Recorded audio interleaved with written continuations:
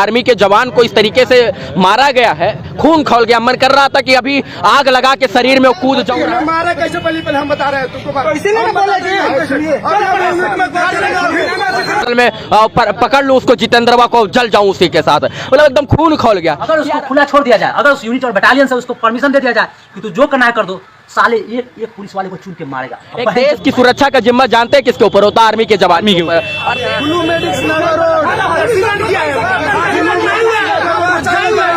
एक जितेंद्र की वजह से पूरे बिहार पुलिस की किरकिरी हो रही है। तो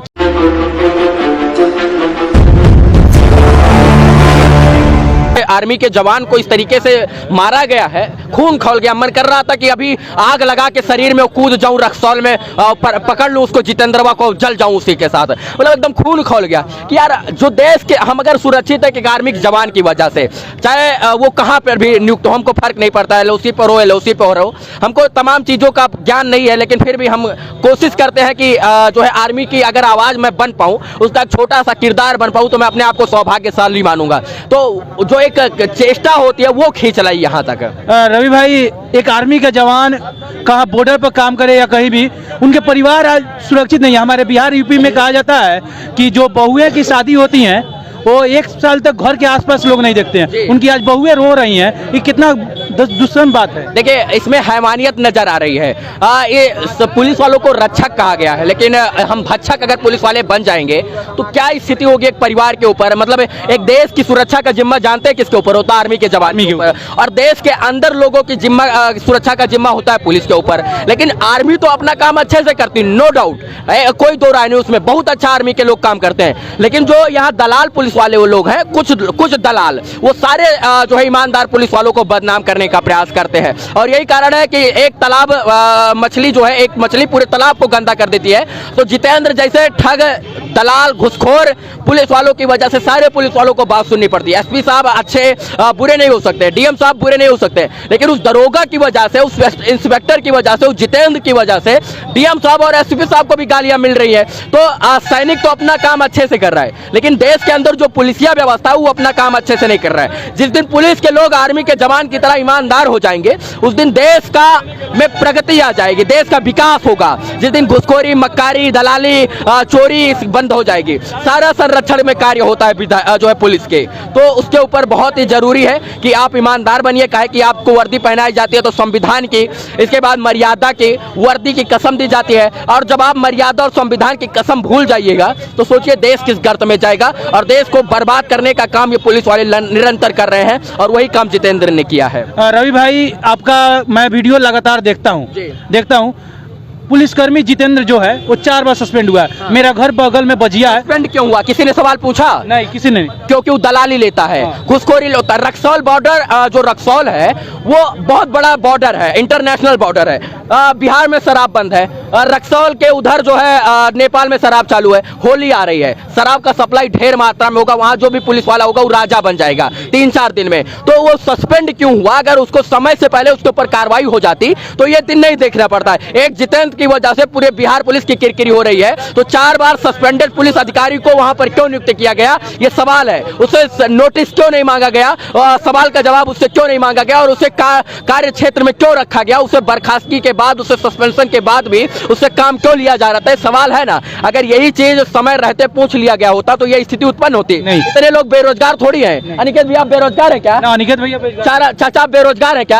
आप भैया बेरोजगार है क्या? हम भी बेरोजगार नहीं है। तो हम लोग यहाँ पर नहीं बैठते, यहाँ पर कोई भी बेरोजगार नहीं है, लेकिन सबके मर्यादा के साथ, देश के संविधान के साथ, सबके भावनाओं के साथ खेलने का प्रयास किया गया है। और यही कारण है कि रोजगार लोग बेरोजगार की भांति यहाँ पर बैठे हैं और नेता लोग मलाई चाप रहे हैं। वो क्या जानेंगे एक आर्मी का जवान का दर्द, दुख दर्द क्या जानेंगे? ठंडी में तो उनको हीटर मिलेगा और गर्मी में उनको एसी मिलेगा, तो सियाचिन की ठंडी क्या जाने, जैसलमेर की गर्मी क्या जाने, उनका बेटा गर्मी ठंडी क्या जाने। एक जो है सिपाही के, एक सैनिक के बाप का दर्द क्या जाने, कहे कि उनका बेटा तो नेता बनेगा। तो नेता जब दर्द अपनों का नहीं समझ पाता तो नेता बनने लायक नहीं है। और क्या नेताओं के अंदर बूता नहीं है कि यहाँ पर 5 मिनट के लिए आए? उनको चुना क्यों किया गया है? क्यों चुना गया बताइए ना।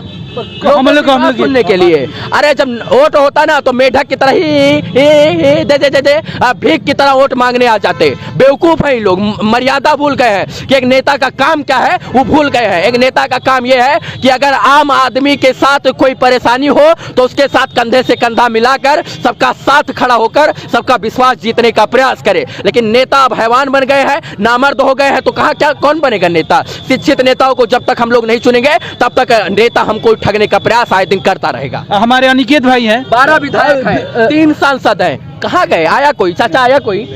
बताइए चाचा, पूछिए आया क्या? रवि भाई, अरे हम इन्हीं को पढ़ा है क्या? नेताओं को नहीं पढ़ा है क्या? क्या आर्मी? हाँ, हम लोग खुद बेतिया से चल करके आए हुए हैं। बेतिया से लोग आ जा रहा है। हम छत्तीसगढ़ में तो छत्तीसगढ़ से चले आ रहे हैं, मध्य प्रदेश से चले आ रहे हैं, हम झारखंड से चले आ रहे हैं। तो क्या नेता 10 किलोमीटर दूर से नहीं आ सकते हैं? 5 किलोमीटर दूर मुख्यालय होगा, लोग नहीं आ रहे होंगे? नहीं आएंगे। काहे कि उनका बेटा नहीं मरा है, उनकी बेटी किसी के साथ नहीं भागी है, नहीं तो टीआरपी बन जाता तो वो अपनी बेटी, अरे सत्ता परिवर्तित हो जाता है 2 मिनट में। नेता इधर से उधर भेज दिए जाते हैं, तो आर्मी जवान के लिए नहीं आ सकता है कोई क्या? इसीलिए ना हम लोग आपको सोचना पड़ेगा। हम लोग यहाँ किसी जाति का लड़ाई अरे थोड़े हो रहा है है कि हमको भी मारा जाए, इनको भी मारा जाए, चाचा को भी मारा जाए। बस खबर तो हो जाने तो कि एक बार हम लोग थोड़ा सा गलत मिसबिहेव करें तो शांतिपूर्वक तरीके से बैठ रहे हैं तो हमको जो है कहीं ना कहीं सम्मान दिया जा रहा है। थोड़ा सा भाई हा हुल्ला कर देंगे तो हमको भी हो सकता है मार के भगा दिया जाए, क्या कि अभिव्यक्ति की आजादी को दबाया जाएगा। भारत के संविधान ने हमको बोलने का अधिकार दिया, हम बोल रहे हैं भैया, लेकिन अभी उसका भी हनन होने लग जाएगा। रवि भाई, हमारे अनिकेत भाई, हम यहीं के न्यूज रिपोर्टर है मोतिहारी के। अनिकेत भाई ये लोकसभा प्रत्याशी पिछले बार चुनाव लड़े थे और लोगों ने कहा कि इनके पास पैसा नहीं है, पावर नहीं है, चुनाव नहीं दिया गया, मास नहीं है। वैसे विधायक नहीं आ रहा है। हमारे अनिकेत भाई का 4 दिन से बैठे हुए हैं। जिला में कोई भी काम होता है, जिला में कहीं भी लड़ना होता है तो अनिकेत रंजन होता है, अनिकेत रंजन जाता है। हम लोग जब वोट आता है तो जाति के नाम पर हाई बीजेपी वाला हुए नो, हाई आरजेडी वाला हुए, हाई आरजेडी वाला हम भाजपाई बन जाते हैं, हम कांग्रेसी बन जाते हैं, हम जेडीयू वाला बन जाते हैं, हमारे जेडाई बन जाते हैं, हम तृणमूल कांग्रेस वाला बन जाते हैं, हम समाजवादी बन जाते हैं, हम बीएसपी वाला बन जाते हैं, लेकिन हम राष्ट्रवादी नहीं बन पाते हैं। और जिस दिन राष्ट्रवादी बन जाइएगा उस दिन आर्मी का कोई भी जवान नहीं मारा जाएगा और नेता अपने आप जागरूक हो जाएंगे, अपने आप बैठने लग जाएंगे, आपके पीछे घूमेंगे। अच्छा, चुनाव होता तो इतने कितने लोग कुर्ते वाले यहाँ आए होते? लाइन लगा होता, पहले हम बोलेंगे हम बोलेंगे हम बोलेंगे हम बोलेंगे, लाइन लगा होता कि हम बोलेंगे, आपस में ही मार कर लेता लोग, लड़ाई कर लेता लोग, जो है आपस में ही डंडा चल जाता। लेकिन क्या बोलिएगा सर, सोचिए कि हम आजाद हैं, आजाद देश में हमारे एक सिपाही को मारा जा रहा है, हम आजाद नहीं है, हमको नेताओं ने गुलाम बना कर रखा है आज भी, और हम आजादी की लड़ाई नहीं बना कर रखा है, हम और आप गुलाम बन गए हैं। जाति के नाम पर वोट देते हैं, ठीक है, इसलिए हम लोग गुलाम बन गए। नहीं तो कहीं ना कहीं ऐसे ऐसे नेताओं को हम लोग चुनने का काम नहीं करते। अनिकेत रंजन ऐसे नेता चुनते हैं जो आपके सुख दुख में हमेशा लड़ने का काम कर रहे हैं। गरीब किसको पसंद है यार? सबको चाहिए जो मुर्गा बांटे, दारू बांटे, शराब बांटे, पैसा बांटे, उसी को सब चाचा पसंद है, उसी को सब पसंद है कि नहीं पसंद है?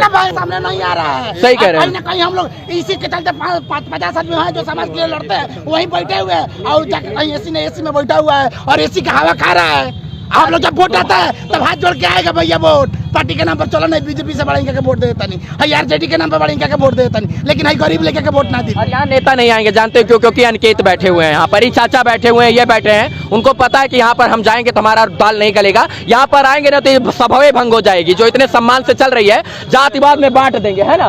ये जो धरना प्रदर्शन शांतिपूर्वक तरीके से अपनी आवाज उठाई जा रही है, अपनी मांगों को रखा जा रहा है, वो भंग कर देंगे। अरे साला संसद भवन नहीं चलने देते, पार्लियामेंट हाउस नहीं चलने देते हैं, विधानसभा नहीं चलने देते हैं, तो इस सभा को चलने देंगे? आए ना तब भाई ठीक है, हाथ जोड़ते हैं, नहीं आइएगा तब भाई ठीक है।